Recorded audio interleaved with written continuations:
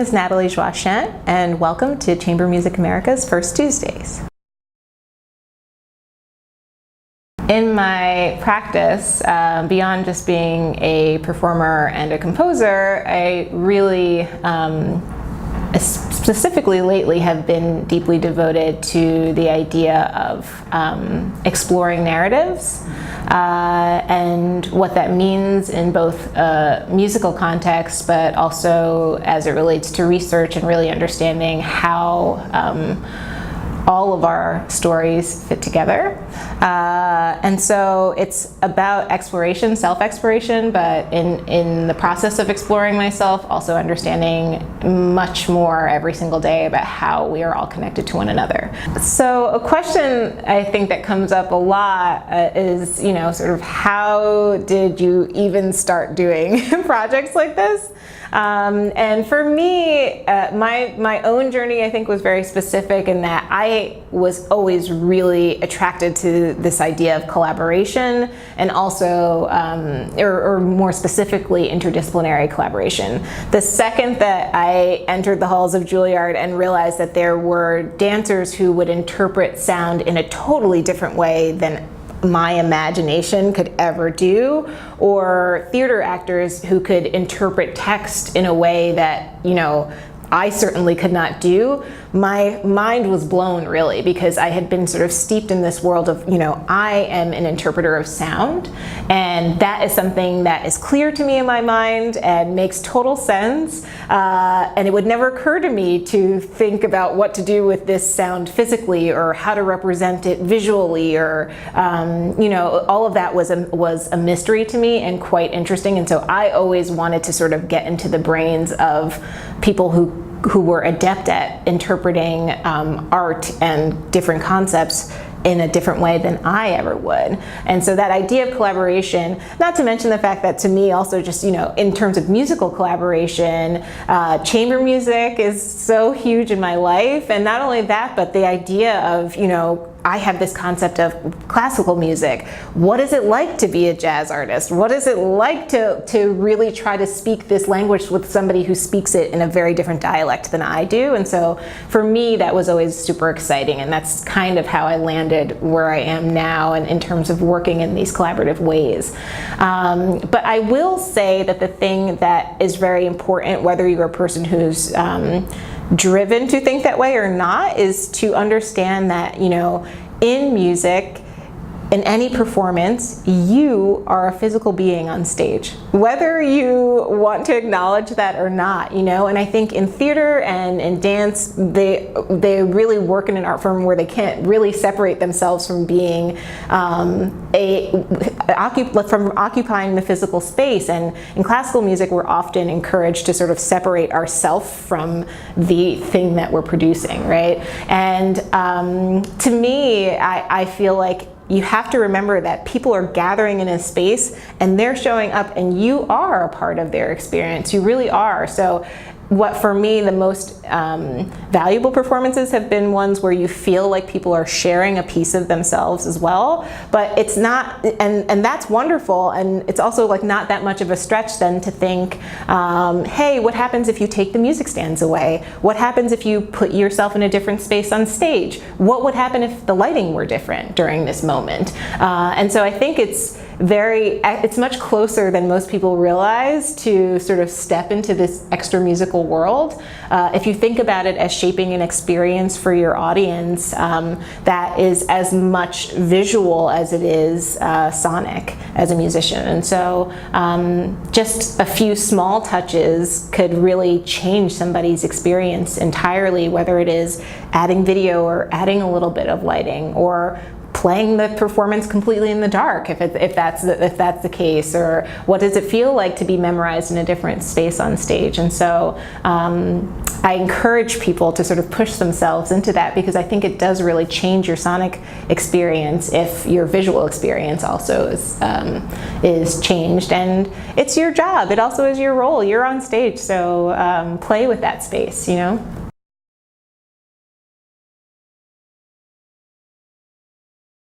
As I mentioned, one project that was recent for me that really involved quite a bit of research and longer term planning was a project called Femme d'Haïti, which is a project celebrating the women of Haiti. My parents are both from Haiti, and so this project was very important for me in terms of going to the place, understanding the history really, and getting the narratives right. I myself consider myself a woman of Haiti also, even though I was born here, but that was maybe one of the first projects that I worked on that involved quite a bit of research in terms of finding out about the other women of Haiti that I wanted to highlight as part of that project. And that project took about 2 years to get to the premiere. It was commissioned by St. Paul Chamber Orchestra's Liquid Music Series, and since has still been evolving and going into the recording phase, and now touring as well. So that's sort of one example of a type of concept project, I guess you could call it. Another example is a project that I premiered in 2016 that was a collaboration between myself and a choreographer named Helen Simino with her dance company.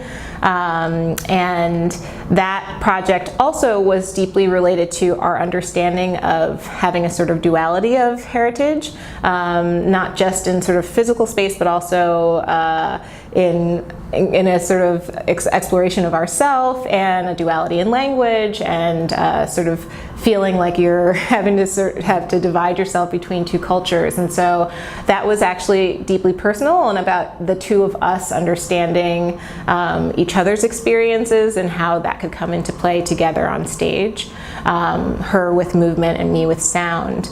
That project took maybe less time for my part of it anyway. I would say I spent about a year working on that project altogether, collaboratively with Helen, though it was different in that the impetus for the project was not actually self-driven. She came to me to commission me for the score, and then we really got into the concept from there. So that's sort of another bucket of a type of project. And the third bucket is actually a project that's going to premiere next spring, in April of 2020, commissioned by Carolina Performing Arts, and that's with my ensemble Flutronics. And this project is called Discourse. It really, for me, is an extension of the work that I did for Femme d'Haïti, in that it also is handling narratives that are somewhat my own, but also somewhat not, very much not. And in that project, it is about us engaging communities in conversation with one another across the country, really. So we're starting in Chapel Hill, where Carolina Performing Arts is, and then we are really working directly with community leaders and different community organizers to help us understand the history of that place, which is not a place that's ours, as a way of better understanding the sort of fabric of America and how all of our stories fit together. So in addition to community partners, we're working with faculty and students at the University of North Carolina, and also the Southern Oral History Program, which houses an archive of over 6,000 oral histories of people who have lived in the South through the ages at this point. So that project is also deeply research-based, and actually very much involved, or very much relies on the community's investment as much as our own in representing their voices. It's also a staged work, which is very different than the other two works that I described, in that it involves the musicians being on stage in a more theatrical setting, working with a director, working with a dramaturg to connect the stories. And so I feel like that falls more into theater. So I've given you sort of three examples, all musical. My parts are all musical, but one sort of theater, one involving dance, and one that's purely musical.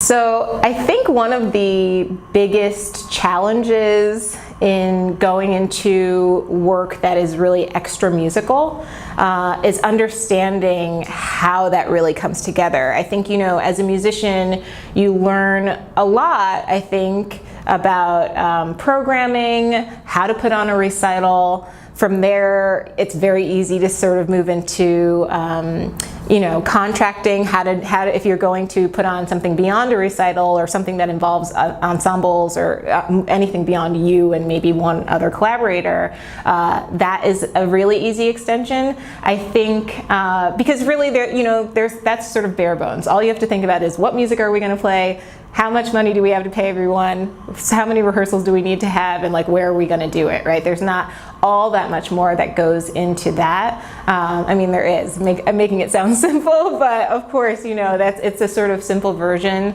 and one that can actually be pulled together in any length of timeline. Can be a month, could be 6 months. In the freelance world in New York, can be a few days of really pulling something together. And so we're not really conditioned to think in the way that choreographers or theater actors or directors think in terms of our timeline for our projects. So what has been really beautiful about the work that I'm deeply invested in is that it requires a lot of long-term planning and timelines that are really, really long, actually. None of these projects have happened in fewer than 2 years' time.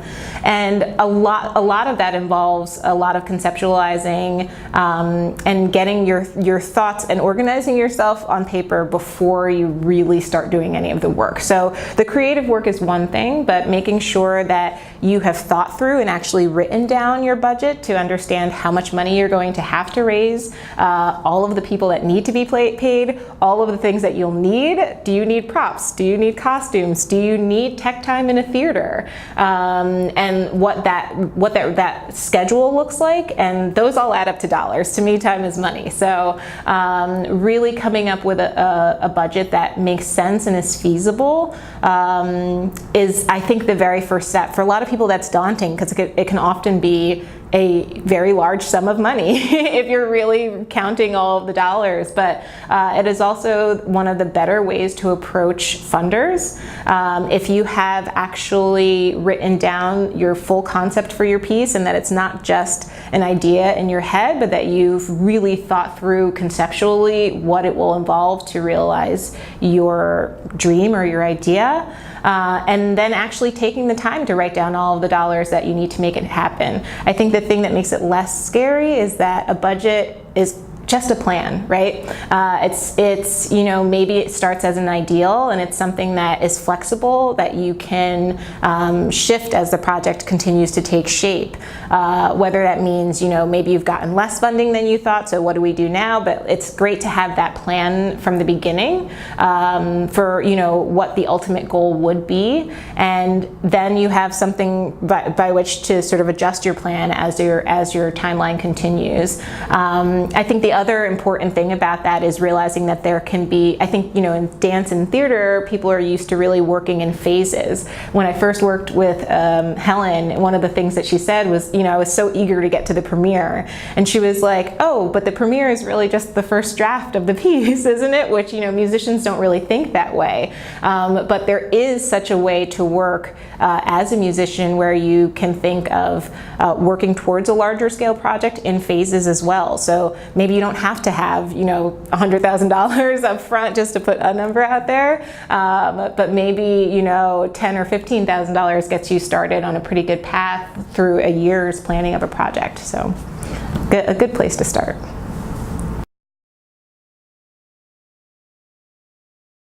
Marketing when it comes to these projects is a little bit chicken and the egg, right? It's always hard to market an idea that doesn't exist in real life yet, but that's exactly what you will need to do if you want to get funding. And so that's, again, why that first step of even writing down, I call them one sheets, which really just is a synopsis of what the project is. That's very clear and detailed, although succinct. Maybe just a listing of the personnel. Are you going to need a lighting designer? Are you going to need a sound engineer for the piece? Are you going to need a production manager? How many musicians do you think that you'll need? And again, it doesn't have to be exact, but it has to be, you have to start from somewhere. So that to me is, in a way, your first selling piece, even though it's not public. It might be how you are privately applying to grants or approaching individual funders to support your idea. That then, I think, in terms of marketing, you are, I think you're always sort of thinking about the end result a little bit, like how are you going to entice people to come and intake your product at the end of the day. And for me, honestly, in the age of social media, what's really great is that I think marketing has taken on such a personal approach, actually. Most people are really excited about the projects that I'm doing because they get to see it happening in phases over time, which is great that I'm sharing the phases of that and then I'm not really waiting until I have a final finished piece to show them. Of course, as you get really close to the premiere of any show, you're going to hope that you have video. You're going to hope, in this day and age, it's expensive, but you've got to pay for it. You're going to hope that maybe you have some audio to show if you've written a new piece. Even if it's just a few minutes of a teaser, I think that that's something that you do want to think about. But those sort of hard, here are our marketing pieces, I think don't start getting rolled out until actually much closer than you think, photos or anything like that, to the actual show. And actually, in a way, what's been really wonderful in the way that I've worked is that I have really been able to get to the premiere of the show and then make sure that that performance is very well documented on both photo and video, and audio, of course, and those have become my marketing pieces, right? So I think a lot of people are really worried about, like, how are we going to sell this show to begin with? And I think that, again, you have to take that mindset of, the hope is that you're going to, if you spend years working on something, the hope is that you're going to do it way more than one time. Otherwise, maybe you want to rethink working on it for years. Although other mediums, there are visual artists who work in that way where they make large-scale projects and like that's just what it is.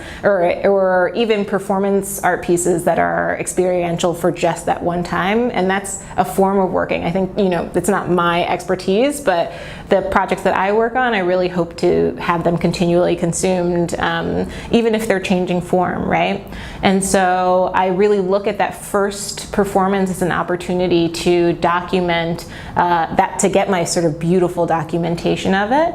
And leading up to that, I'm relying on a couple of great photos, right? A few, maybe one audio sample of something that I feel like I took time to record really great. So it doesn't have to be actually a lot. That gets you to marketing to the premiere. I like to think of a lot of the marketing beginning afterwards, and up until that point, you can just, sharing your process is really, really wonderful for marketing. Having work in progress showings where you invite the public into your creating space, I think is really, really smart and also a fantastic marketing tool if you're looking to work, if you're looking to have other presenters become interested in the project or follow the journey of the project. If you want to start building your audience earlier, I think, in music we're really used to only showing finished products, and I think that people are really interested in art as process as well.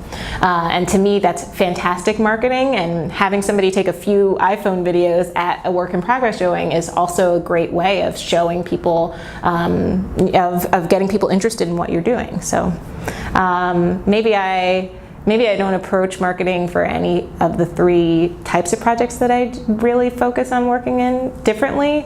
But I would say you want to definitely make sure in your budget that you're accounting for great documentation at the premiere. You don't want to leave that performance without at least one incredible recording, at least a handful of really, really good photos if it's theatrical, especially if you want people to understand what the experience is going to be like, and definitely, especially for dance or anything like that, video as well, so they can see part of the product in action.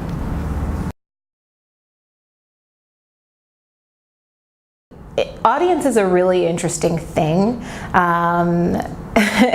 especially if you're a creator. People are always really interested in the last thing that you did, or hearing that again. They're not, commissioning is a risk for that reason, and coming to hear a new project of an artist is always a risk, because who knows if this new project is the moment that you as an artist have decided to explore a new part of your voice or take a totally different direction, and you should, as an artist, be at liberty to do that, and that is, I think, that a difficult part, because you maybe risk losing some of your audience that way, or maybe there isn't going to be an interest. But I think that for me anyway, I'm very focused on, again, this idea of being really committed to my practice. And the people who are on board with that are on board with what journey that's going to take me on. And so to me, whether I am, doing a project with Flutronics, composing a new work completely on my own, or performing with Eighth Blackbird, I think that those are all things, every artistic activity that I participate in is something that really is serving my core practice. And therefore, it all falls under the same umbrella to me. And I think that when audiences begin to trust that, or people who follow you begin to trust that's your instinct, that you are really committed to working in a way that is constantly serving your sort of who you are as an artist, like you having a deep understanding of who you are, and inviting people to kind of go into these new spaces with you as you continue to discover different parts of your artistic voice. I buy into that, I think that people who become devoted fans of a person or devoted followers of a person, that's really what they're buying into. Yes, maybe they loved, it's like, maybe everybody loved Beyonce's last album, and maybe they're not gonna love the next album that she puts out, even though they probably will. But I think that they're invested in the fact that, like, she has been on this journey of building her own voice as an artist, and you can see that if you look back at the arc of an artist, you can see their evolution, and that's what people are really committed to. So I think in terms of audience retention, or how to get people to sort of buy into the thing that you're doing, I think you have to really be bought into the thing that you're doing, right? You have to be really invested and committed to that, and that is something that I think resonates beyond words with people. I think that is something that is what will draw an audience, what will attract an audience, what will keep them excited about what is the next thing that you will do and explore. And to me, I just focus on being committed to my artistry and being committed to excellence, really, like being committed to doing whatever I do as best as I possibly can, or interpreting whatever is put before me in a way that feels very genuine to me. So I guess I would say that I don't spend too much time worrying about how to create a piece that audiences will like. I spend much, much, much more time, if not all of my time, really focused on, is the work that I'm doing serving what drives me as an artist, my core purpose, and the thing that I'm most committed to, like, is this representing me? And usually if the answer to that is even a little bit of a question mark, I think twice about doing it. Because I want people to be able to look back. I want to be able myself to look back on the arc of my career and say, these are all choices that I made that continue to help me develop as an artist. And that is what's most important. Thank you all for watching. My name is Nathalie Joachim, and for more information on the projects I'm working on, you can head to my website, which is myname.com, nataliejoachim.com. I'm also most active, I think, on Instagram, so you can follow me at njoachim. And for more on Chamber Music America, please visit chamber-music.org. Thanks again. Bye.